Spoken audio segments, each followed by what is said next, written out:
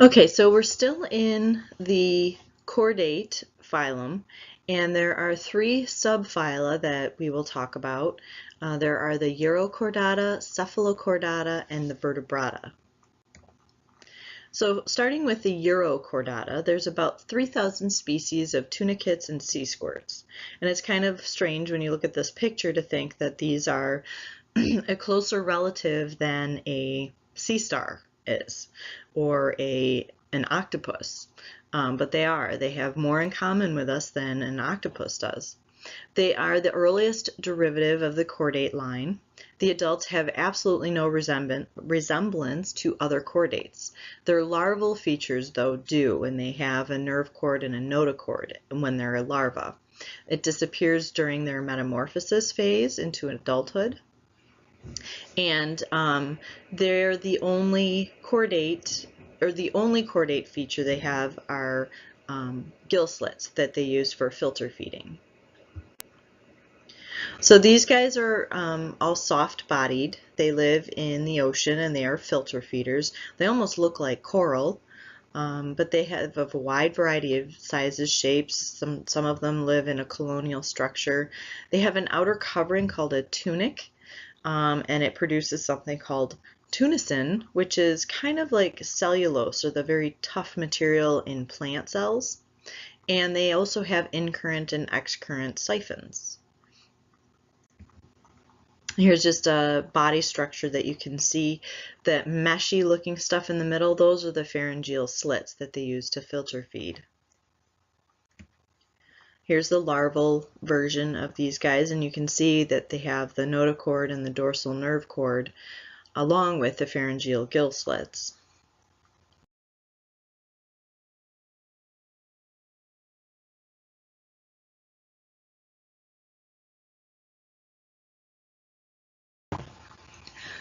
Okay, so Subphylum Cephalochordata, there's about 23 species, and they're called Lancelets or Amphioxus.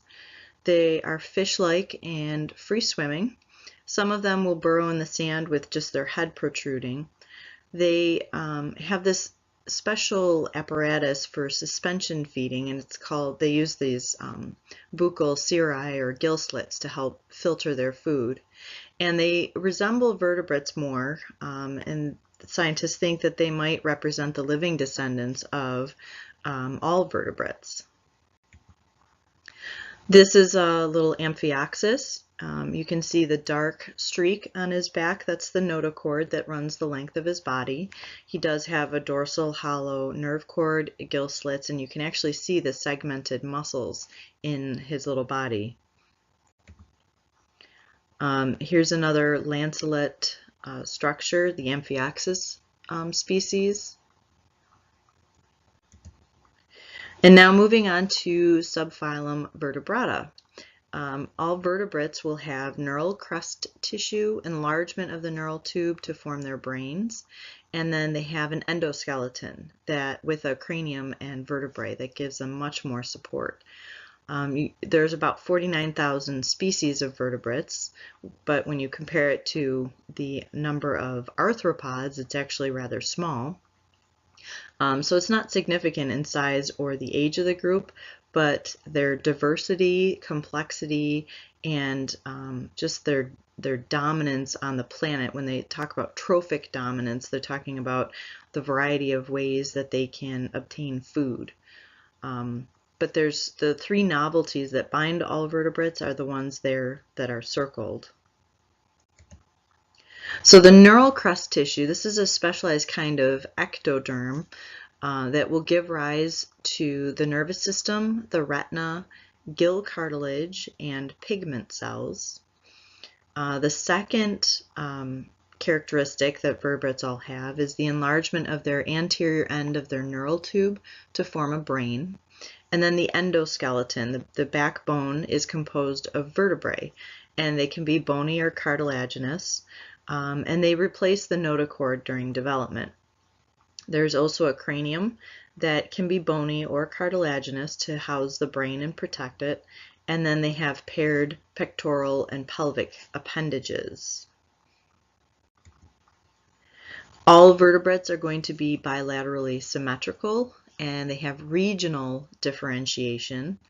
They have a head region, which has all their sense organs, the brain, the opening to their digestive system. They have a trunk region where you'll find the body cavity, and it has all of their organs or their viscera. And then there's a tail and caudal region. This doesn't have any viscera, but it does have the muscles, and there's skeleton that helps to function in locomotion.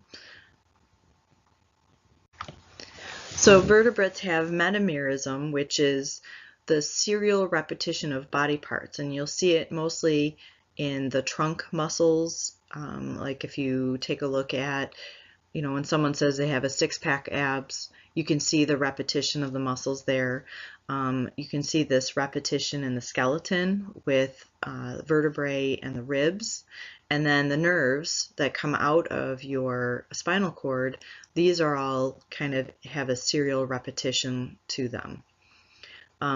All vertebrates will have gills at some point in their life cycle. They can develop breathing organs or other transient developmental structures. So even humans have gills like when we're embryos, but they obviously change. All vertebrates have a closed circulatory system. The arteries will move blood out away from the heart, and the veins move blood from the outside of the body to the heart. And then there's capillaries that kind of help transport blood to at the extremities. There are myomeres that are associated with the endoskeleton. These are part of the muscle bundles. Here's many vertebrate classes. We'll be talking about a few of them. We won't quite get to all of them, but there are quite a few classes of vertebrates. And something interesting you should look for and see if you can find where they've classified birds, because you don't see them as a separate class in this particular chart. We will talk about them as a separate class, but it depends on what scientist you're talking with and what class they feel that birds belong in. So vertebrate diversity, there are major evolutionary innovations among the vertebrate groups, and it falls into 4 categories. When we look at the musculoskeletal system, the nervous system, respiratory circulation systems, and the nature of the egg, these are all very new evolutionary developments. So the musculoskeletal system is very primitive in jawless vertebrates like hagfish and lamprey eels, and they have a reduced brain case, so smaller brain area, and they have cartilaginous gill arch supports. The hagfish only has a notochord. Lamprey has a notochord that's strengthened by the addition of small arches of cartilage in the anterior trunk segments, and they have small blocks of cartilage posteriorly, and these are the evolutionary precursors to vertebrae. All other vertebrates will have a bony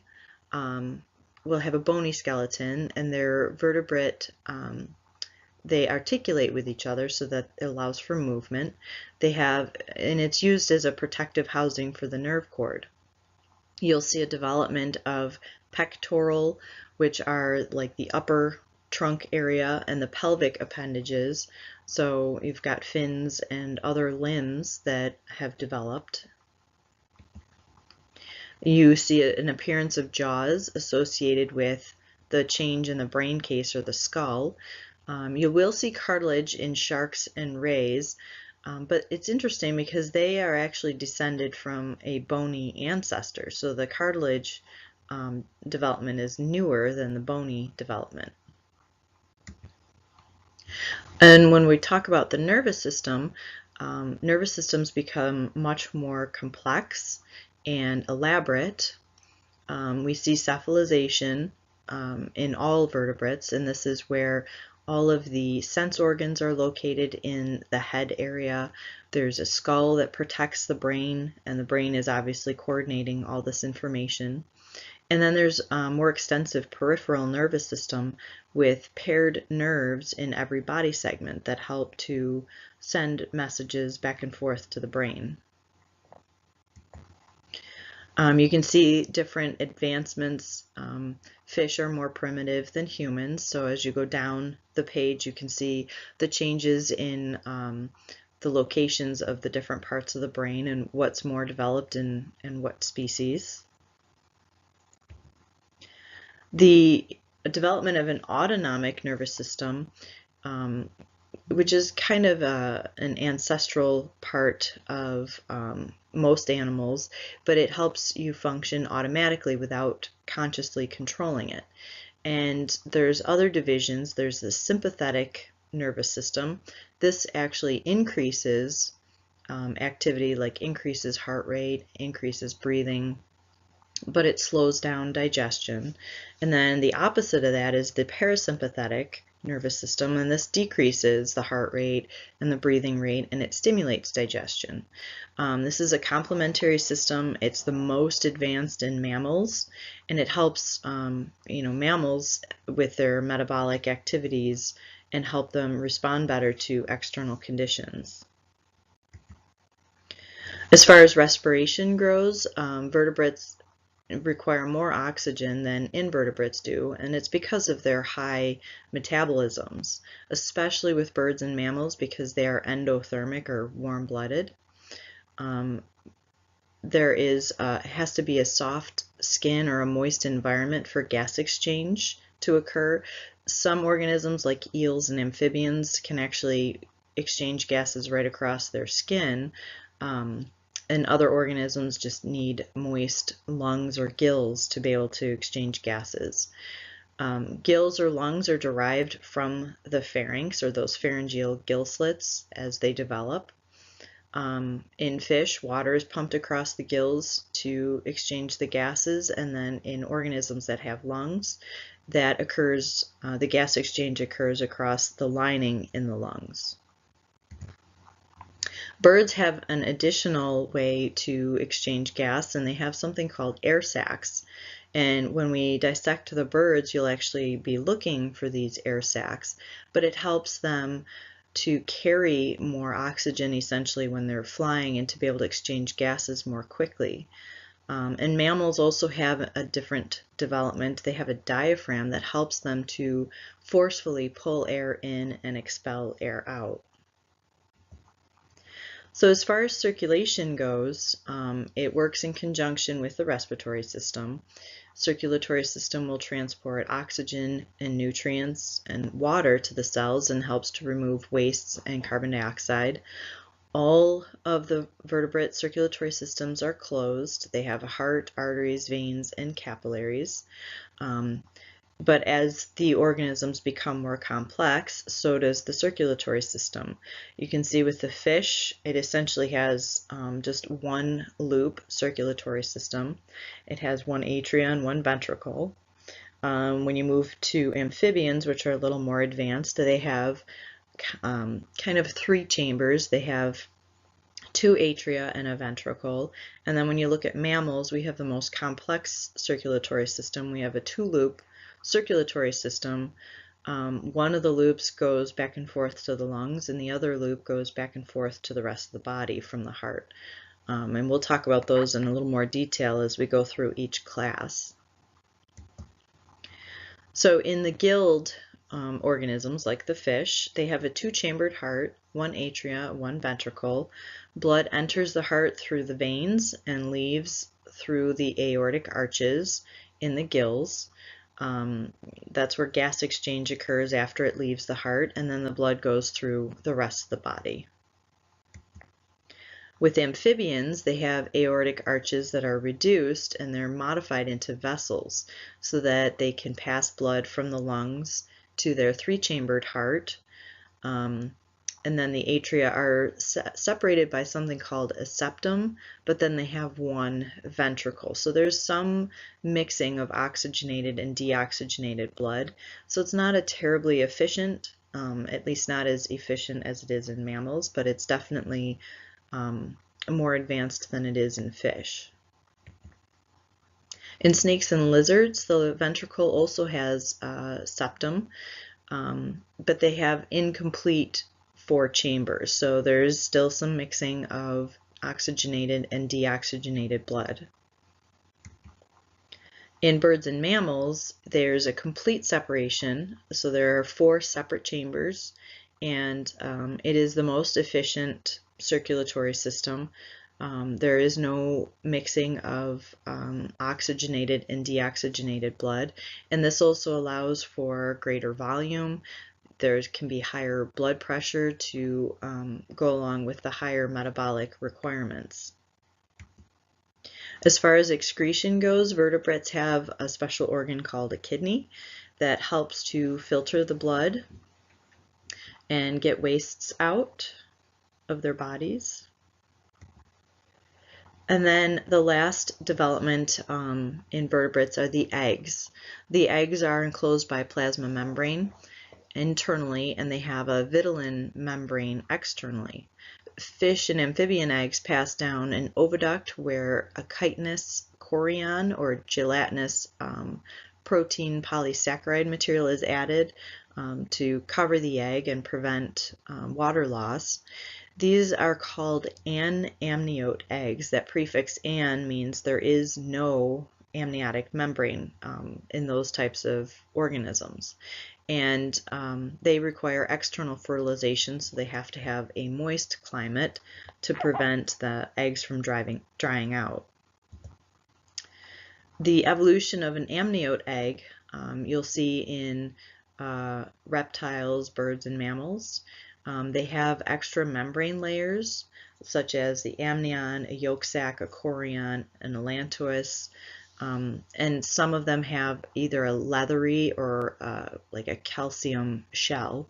In reptiles and mammals, like the monotremes, a duckbill platypus, for example, is a monotreme, their fertilization is internal, and that helps to prevent loss of a large number of the eggs.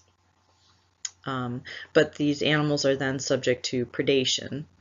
Marsupials and placental mammals will retain the young internally, and that helps them to become much more advanced before they're born and have a better chance of survival. So this takes us to the end of our Hemichordata chordata notes.